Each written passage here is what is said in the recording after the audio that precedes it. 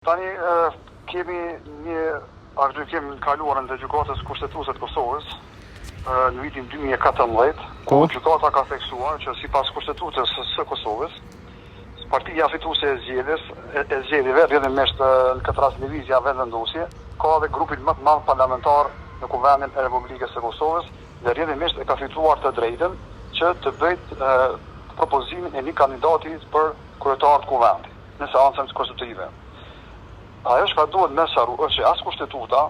as ai vendim i gjykatës kushtetuese nuk ka specifikuar se deri në sa herë ka të drejtë që grupi më i madh parlamentar të propozojë kandidatin e tillë, dhe as më tepër nuk është e sqaruar dhe as e specifikuar se a mundet që përsëri i njëjti kandidat të propozohet për kryetar të Kuvendit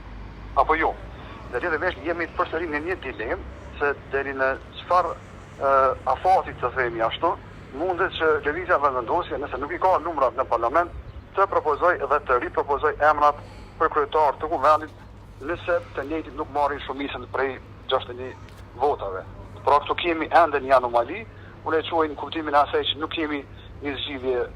pra të përcaktuar nga i vendim i gjykatës kushtetuese, dhe rrjedhimisht mund vimi në një situatë të themi ashtu hipotetike, siç kemi ardhur në vitin 2020 kur pas 3 apo 4 letrave të komunikuara mes presidentit Thaçit dhe zotërit Albin Kurti, atëherë që ishte edhe kryeminist i shkarkuar, është proceduar rasti në gjykatë kushtetuese ku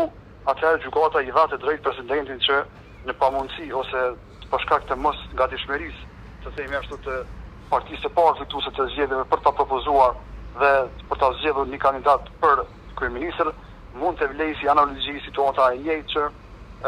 nëse vazhdimisht dështohet zgjedhja e kryetarit nga ana e Lëvizjes Vendvendosje, që opozita në këtë rast, që po e quaj opozita, e atëhershme ose grupe tjera parlamentare në Kuvend të provojnë dhe të tentojnë që ato bashkërisht të propozojnë një kandidat dhe të zgjedhin për kryetar të Kuvendit.